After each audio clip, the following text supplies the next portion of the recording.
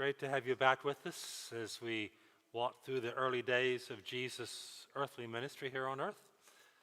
Tonight's episode is a little different, noticeably shorter, just 33 minutes about in all. There's not a lot of action in this episode. It's mostly just some talking. But we don't even see Jesus until the very end of it, and then he really only says two words to the whole group, which are good night. So the focus then is clearly on the disciples themselves and the conversations they are having about what following Jesus cost and what it means. So let's begin then with a word of prayer as we put ourselves into that same place of wanting to follow Jesus. O Lord our God, King of the universe, we invite you now to this place and to this time which we have set aside to think and to grow in our understanding of who you are. We've come with all the weight of the world still upon us, perhaps. But for these moments, we want to leave those burdens outside and find new strengths before we have to pick them up again. So come and dwell in this place among us. Send your Spirit to enlighten us, that we may be indeed transformed by the renewing of our minds. We ask it in your great name, O Lord. Amen. So, I mentioned that there are several conversations between the various disciples, and the first one that we're going to see is between Philip and Matthew. Now, just in case you've not been with us, or you need some refreshing, I'm of the age that we can hide our own Easter eggs and forget where we put them, so I understand. We met Matthew in the first season. He is a tax collector, or as they're also known in that time, tax farmer. It's kind of an odd phrase, but it kind of gets at it, doesn't it? He was pretty much hated by all of his fellow Jews because he collaborated with the Romans. Now we sometimes overlook the fact, miss it, that Israel is at the time of Jesus pretty much an occupied nation. It's not just under the control of a foreign land far away, but it's under the thumb on a very personal level for many people as well, because it's not just there's a Caesar that lives in far off Rome. There are his soldiers in almost every town. And so those who choose to work with them are seen as traitors to their own people. Matthew was such a man, but after he meets Jesus, he walked away from that and he began to follow this very odd rabbi. Now the writers of this series have chosen to portray Matthew as somewhere on the autism scale, perhaps Asperger's syndrome. There's no biblical evidence of that, but it's certainly a graphic way to suggest that even if not physically so, spiritually Matthew was cut off from most of those all around him. And so as he tries to sort of integrate into the growing band of disciples, he has a lot of catching up to do. He has a lot of mending fences. We met Philip last week, and he was one of at least two disciples of John the Baptizer, the other one being who? You may remember? Andrew, Simon Peter's brother. Nathaniel is a friend of Philip's, who Philip brings into the fold. Now, just because he had spent so much time as an outlier, so to speak, living in the wilderness with John the Baptist, who was clearly not a typical rabbi or anything like it. Philip, perhaps because of that sense of being on the outside kind of, can relate the best to Matthew, who has, for different reasons, not been a part of normal Jewish culture. Now, it's for that reason that we saw Matthew asked Philip to help him begin to understand faith better. He had, as they said in the last episode, kind of skipped out on that part of his upbringing. And specifically what he wants to know as he starts off is, what is a verse from the scriptures that I should know? Now that's a good question, isn't it? If somebody asks you that, how would you answer them? What's a verse I should know? What would you say? John 3:16, because it's at every football game on somebody's banner. Um, yeah. Micah 6:8, what does the Lord require of you? Yeah. What else? Ephesians 6, put on the whole armor of God. Oh, that's excellent. Yeah, yeah. Eddie, what are you thinking? Romans 8. All have sinned and fallen short of the glory of God. Yeah, yeah. That's good. Somebody else? Psalm 27. Why 27? Yeah, yeah. Okay. Yeah, that's a good one. Well, Philip will tell Matthew a verse from Psalm 139. Um, and it's one that you will probably know. You may not have the citation in your mind, but it's where shall I go to flee from your presence? Um, and Philip, that's the verse he will give Matthew to begin to learn. The Psalms are a powerful place to start because they are songs intended to speak from the heart. Now, incidentally, the Psalms were not part of the Torah, right? The Torah is just the first 5 books of the Old Testament, the books of law or the books of Moses. But the writers will use Torah here as people did sometimes in a broader sense to encompass all the Hebrew scriptures. Hebrew Bible essentially had 3 parts: Torah or the law, Nabaim or the prophets, Kethuim are the writings. So that all the books like Chronicles and Kings and the historical books are in the writings. And things like Isaiah and Jeremiah and the minor prophets are all in the prophet section. It's a nicety, but it's something that you may notice. Now, in this episode, we're also going to find out a bit more about James the Lesser, little James, as the writer of this series have termed him. Mark 15:40 will call him James the Younger, literally Yaakov tu micro. James the least, micro James is what we could call him if we wanted to. That'd be the closest. Now, he's given that nickname, some will suppose, because of the result of his height. Maybe he's shorter than Big James, the son of Zebedee, and the other half of that acclaimed biker gang of the first century, Sons of Thunder. Others have said he's given this because he's probably younger. The specific terminology of James the Younger shows up in 32 Bible translations. James the Lesser is found in 18 of them, and James the Little in just 2.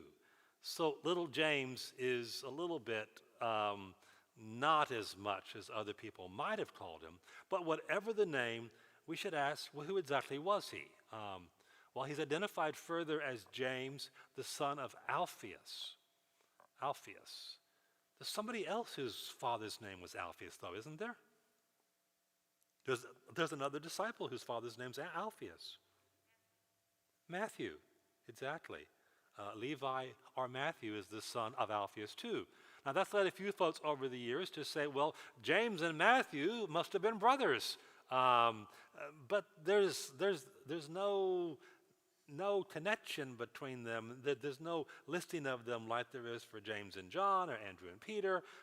So you don't see that. Others have said James, the son of Alphaeus, and Matthew were the same person.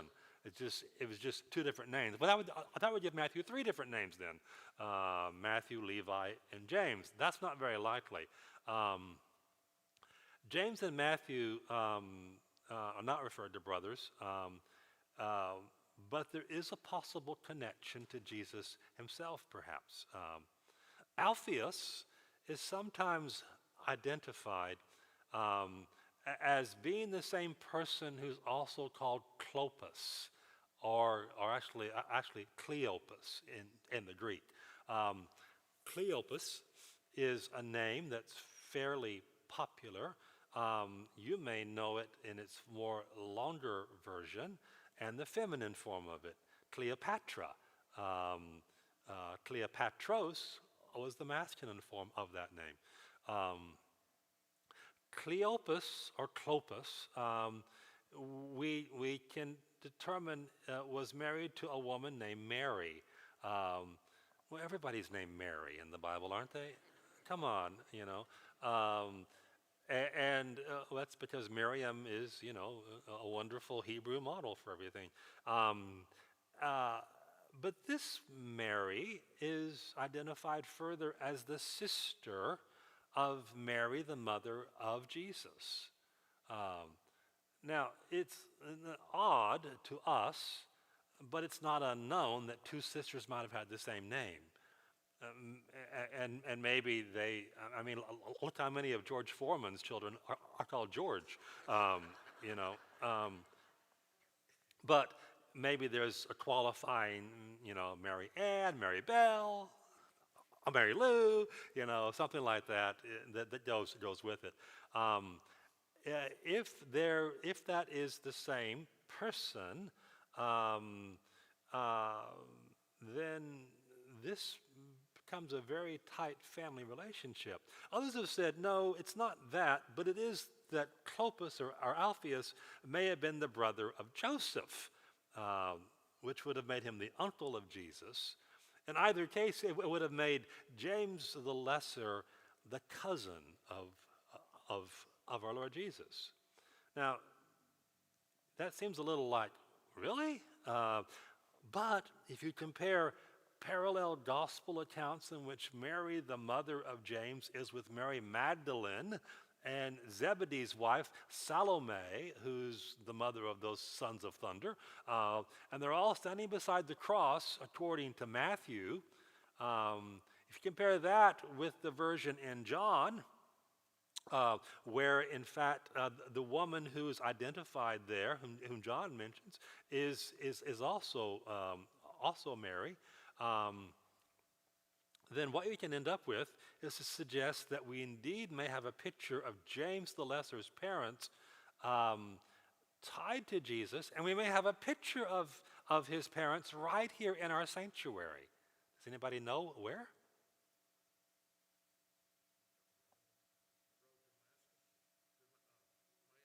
Yeah, the road to Emmaus. Okay, because that's where you see Mary and Cleopas or Clopas, who meet the resurrected Jesus, but they don't know it until they actually break bread with him. Now, don't let the fact that both of the guys with Jesus have beards. um, um, The artist that did this followed the conventions of the time and assumed it was two male disciples who were walking back from Jerusalem to Emmaus. But it's entirely possible that it's not two male disciples. It doesn't really say that in the Bible. It just says two disciples. So what if it is Clopas and his wife, Mary, who are the two disciples walking back home uh, after the resurrection or after the events of the crucifixion? Um, well, all this is to say that their son James may indeed have been a cousin of Jesus. And that's the conclusion Jerome, who is the Bible translator, working from Bethlehem in the 380s AD, also has. Jerome, known for producing the Vulgate, which was the first Latin translation of the Hebrew Bible. Now, to make matters even more complicated, there's a third James floating around in the early church, the man known as James, the brother of Jesus. He later becomes a significant leader in the church in Jerusalem after the resurrection. Catholic teaching, by the way, wanting to preserve the virginity of Mary even after the birth of Jesus, will say that the James in question was not a younger brother of Jesus born to Joseph and Mary, but he was maybe indeed his cousin, something like that. Now, it's fairly clear. I'm sure, and the way you're looking is kind of like nothing's clear here. But it's fairly clear that James, the brother of Jesus, is not the same as this James, the son of Alphaeus. Um, but it is an interesting notion if they are in fact all kin. And all of this is to remind us that Israel in the first century was a very small place, and people knew each other, and they were related to each other. Um, it's a little like going up to East Texas and serving a church there. Everybody's related to everybody else somehow. You can't say a word about anybody, and get away from it. We used to have a church in Center, Texas, up by Tyler. There's two centers, but this is the other center. That had three members left in it, and two of them were sisters. Can you imagine how many 2-to-1 votes there were in that church? It was horrible kind of thing. But what this is to say then is that people probably do interact and know each other. We'll also see this in this episode come out, where it is difficult for some of the disciples, especially those fishermen from the Sea of Galilee, James and John and Andrew and Simon Peter. It's difficult for them to get past Matthew's past life as a tax collector, because he was not just a figure in town. He was a personal antagonist for them. And so all of a sudden, they're spending all this time, and you know that they love Jesus and they want to respect Jesus and all he's done, but they're thinking to themselves, why did Jesus let this guy in? Okay?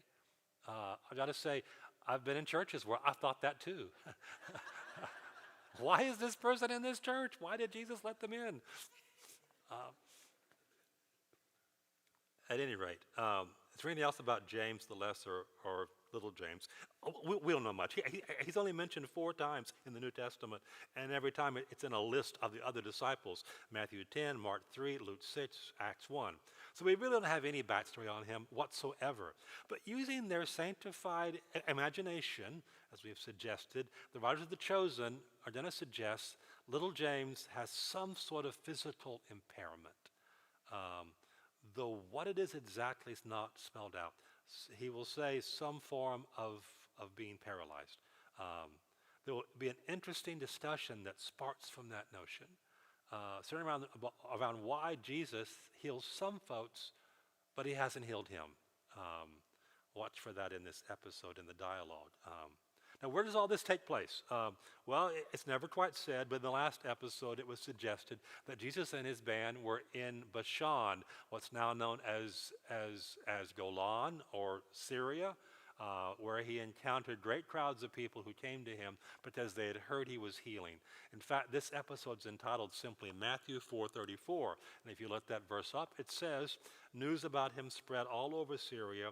People brought to him all who were ill with all kinds of diseases, those suffering severe pain, the demon-possessed, those having seizures, and the paralyzed, and he healed them.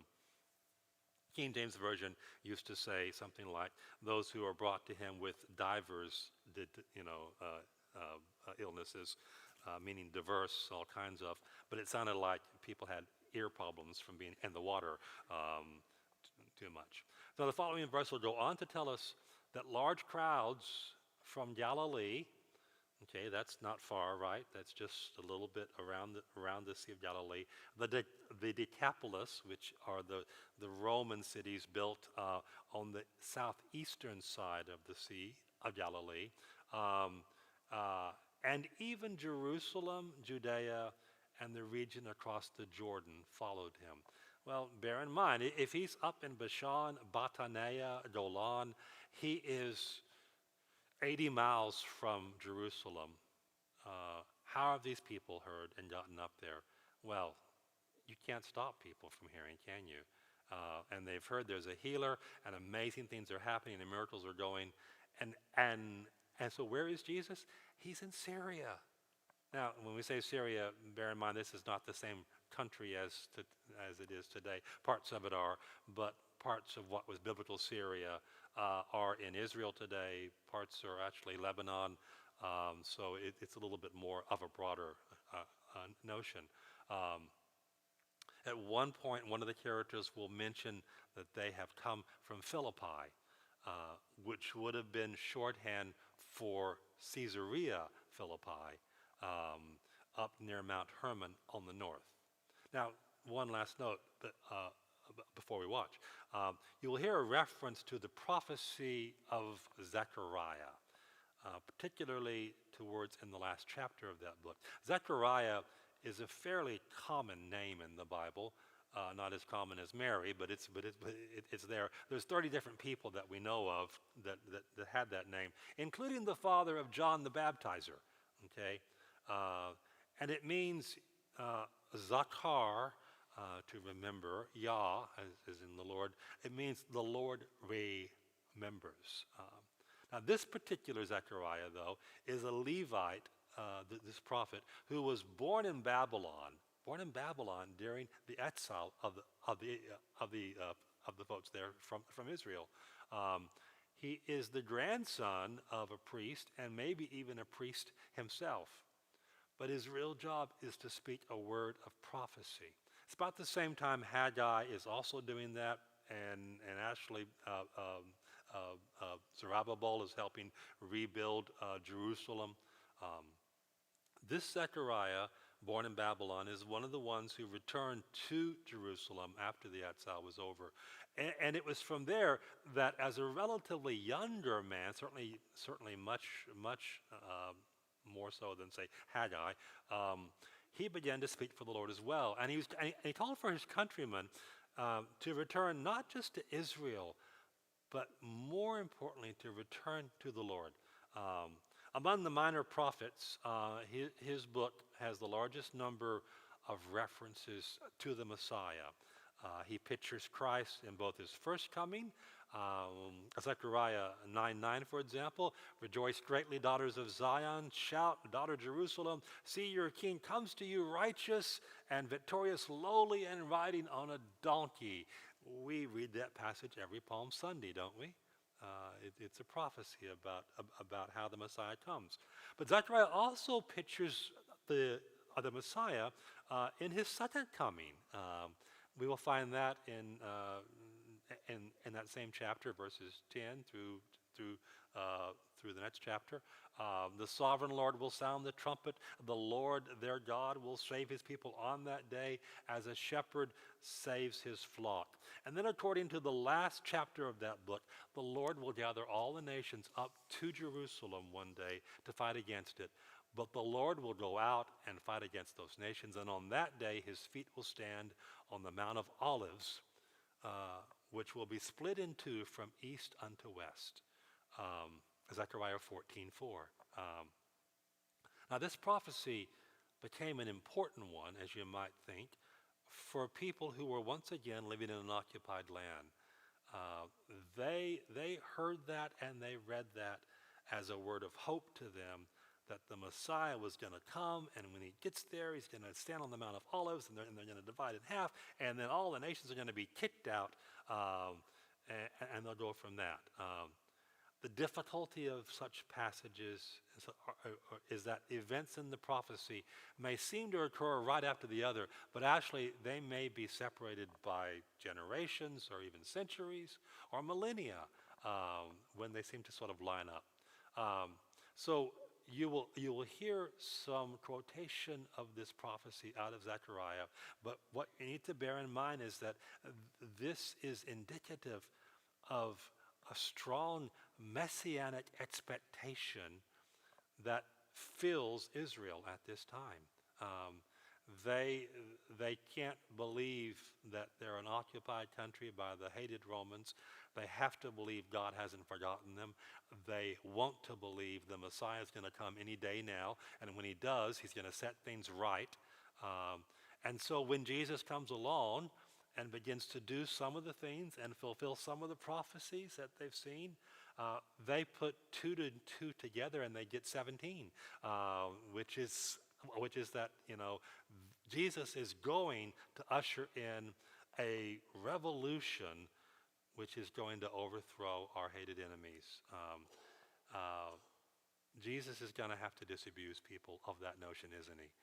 Including many of the disciples. There's a couple whom we haven't met yet that we'll meet later in this season.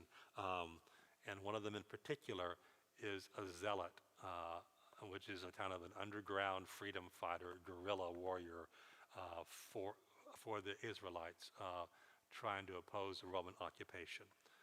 Okay, so with that in mind, let's turn to episode 3. There's a little promo at the first of it from Dallas Jenkins asking you to use the app. We're going to try to skip past it, but if we don't get past it, then just hang on because he doesn't talk for about a few minutes. Let's see what a long